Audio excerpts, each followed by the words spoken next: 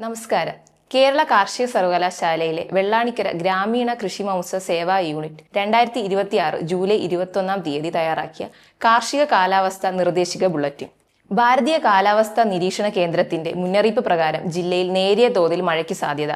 ജില്ലയിൽ വരും ദിവസങ്ങളിൽ കൂടിയ അന്തരീക്ഷ താപനില 31 ഡിഗ്രി സെൽഷ്യസും കുറഞ്ഞ അന്തരീക്ഷ താപനില 24 ഡിഗ്രി സെൽഷ്യസും ആകാനാണ് സാധ്യത. അന്തരീക്ഷത്തിലെ ഈർപ്പത്തിന്റെ അളവ് 85%, കാറ്റിന്റെ വേഗത മണിക്കൂറിൽ ഏകദേശം 4 മുതൽ 5 കിലോമീറ്റർ വരെ ആകാനുമാണ് സാധ്യത. പൊതുനിർദ്ദേശങ്ങൾ: കാലവർഷം ആരംഭിച്ചതിനാൽ കാർഷിക വിളകൾക്ക് പ്രത്യേക വിള പരിപാലനം നൽകേണ്ടതാണ്. വെള്ളക്കെട്ടുള്ള സ്ഥലങ്ങളിൽ നിർവാർച്ച സൗകര്യങ്ങൾ ഉറപ്പുവരുത്തുക. മണ്ണ് പരിശോധന നടത്തി മണ്ണിൽ അമ്ലത്വം കൂടുതലായി കാണപ്പെടുകയാണെങ്കിൽ ആവശ്യത്തിന് കുമ്മായം ചേർത്ത് കൊടുക്കുക. മഴയില്ലാത്ത സമയത്ത് മാത്രം കീടനാശിനി പ്രയോഗം നടത്തുക. വാഴകൾക്ക് താങ്ങുകാലുകൾ നൽകുക. പച്ചക്കറി പന്തലുകൾ കൂടുതൽ ബലപ്പെടുത്തുക. കർഷകർക്കും കന്നുകാലികൾക്കും ഇടിമിന്നൽ ഏൽക്കാതിരിക്കാൻ തുറസായ സ്ഥലങ്ങളിൽ നിൽക്കാതിരിക്കുക.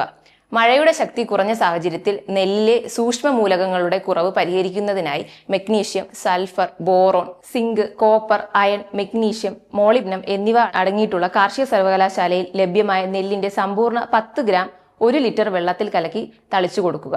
കൂടാതെ ചിനപ്പ് പൊട്ടുന്ന പരുവത്തിൽ 1 ഏക്കർ നെൽപ്പാടത്തിന് 15 കിലോഗ്രാം യൂറിയ, 8 കിലോഗ്രാം പൊട്ടാഷ് എന്ന തോതിൽ രാസവളങ്ങൾ ഇട്ടുകൊടുക്കാവുന്നതാണ്. മഴക്കാലത്ത് തെങ്ങിന്റെ കൂമ്പ് ചീയൽ നിയന്ത്രിക്കാൻ രോഗം ബാധിച്ച ഭാഗം മുറിച്ചു മാറ്റി 10% വീര്യമുള്ള ബോഡോ കുഴമ്പ് തേച്ച് മഴയേൽക്കാതെ സംരക്ഷിക്കുക.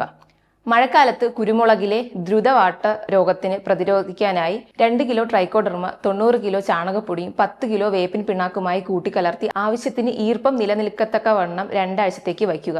ഈ മിശ്രിതത്തിൽ നിന്ന് 2.5 കിലോ വീതം ഓരോ കുരുമുളക് ചെടിക്ക് ചുവട്ടിലും ഇട്ടുകൊടുക്കുക.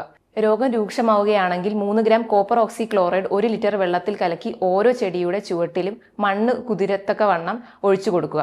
മഴ സമയത്ത് കവുങ്ങിലെ മഹാളി രോഗത്തിന് പ്രതിരോധ നടപടിയായി 1% വീര്യമുള്ള ബോഡോ മിശ്രിതം തളിക്കുക. അല്ലെങ്കിൽ 2 ഗ്രാം കോപ്പർ ഓക്സി ക്ലോറൈഡ് 1 ലിറ്റർ വെള്ളത്തിൽ പശ ചേർത്ത് 45 ദിവസത്തെ ഇടവേളകളിൽ തളിച്ചു കൊടുക്കുക.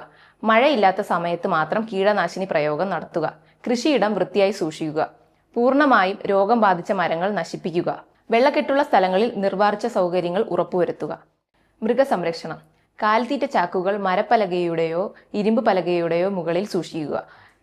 കാലിത്തീറ്റയിൽ ഈർപ്പം കലർന്നാൽ അത് മാരകമായ പൂപ്പൽ വിഷബാധിതയ്ക്ക് കാരണമാകും. കന്നുകാലികൾക്ക് കാൽമുടന്തോ പനിയോ കണ്ടാൽ ഉടനടി വൈദ്യസഹായം തേടുക. നന്ദി.